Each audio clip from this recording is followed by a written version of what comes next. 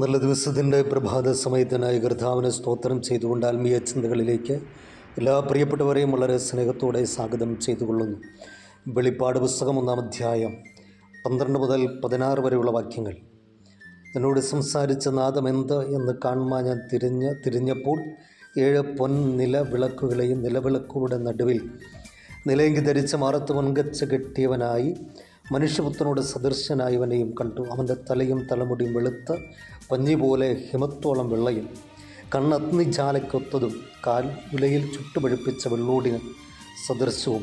അവൻ്റെ ശബ്ദം പെരുവെള്ളത്തിൻ്റെ ഇരച്ചിൽ പോലെയുമായിരുന്നു. അവൻ്റെ വലങ്കയിൽ 7 നക്ഷത്രമുണ്ട്. അവൻ്റെ വായിൽ നിന്ന് മൂർച്ചയേറിയ ഇരുവായ്ത്തലയുള്ള വാൾ പുറപ്പെടുന്നു.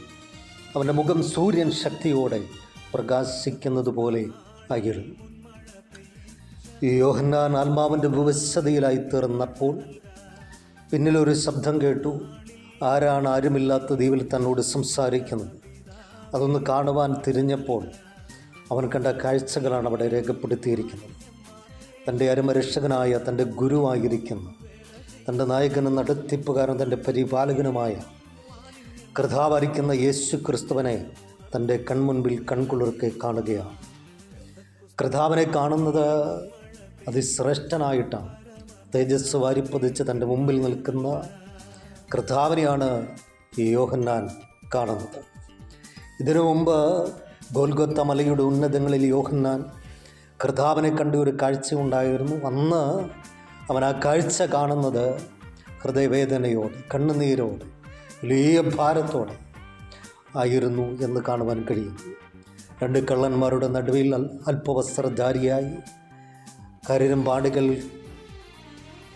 അണികളാൽ ഒരു മരക്കുരിശന്മേൽ തറയ്ക്കപ്പെട്ടവനായി, മുൾക്കിരീടം ധരിച്ചവനായി, രക്തം വാർന്നൊഴുകി വിരൂപമായ രൂപഗുണമില്ലാത്തവനായ നിലവിളിക്കുന്ന ക്രിസ്തുവിനെയാണ് അന്ന് യോഹന്നാൻ കണ്ടത്.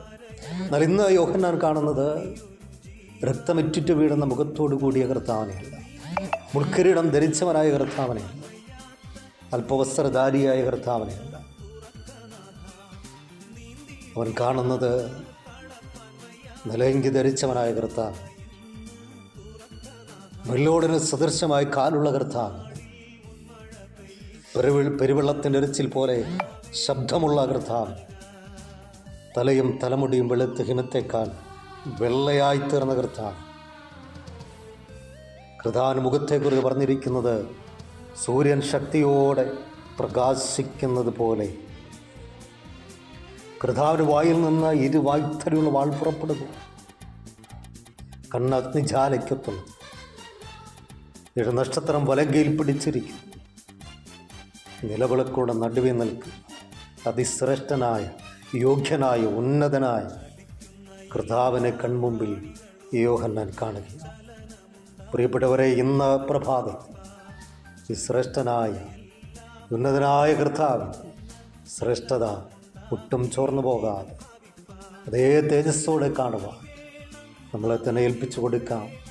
നമ്മുടെ ഏകാന്തതയിൽ നമുക്ക് വേണ്ടി ഇറങ്ങി വരുന്നു, നമ്മുടെ വിഷമതയുടെ നടുവിൽ നമുക്ക് വേണ്ടി ഇറങ്ങി വരുന്നു, നമ്മുടെ കണ്ണുനീരിൻ്റെ താഴ്വരയിൽ നമുക്ക് വേണ്ടി ഇറങ്ങി വരുന്ന, നമ്മുടെ ഭാരത്തിൻ്റെ, പ്രതിസന്ധിയുടെ, പ്രതികൂലത്തിൻ്റെ നടുവിൽ നമുക്ക് വേണ്ടി വിടുതൽ നൽകുവാൻ ഇറങ്ങി വരുന്ന ശ്രേഷ്ഠനായ ഈ കർത്താവിനെ മുറുകെ പിടിച്ച് മുന്നേറുവാൻ നമ്മളെ തന്നെ ഏൽപ്പിക്കാം.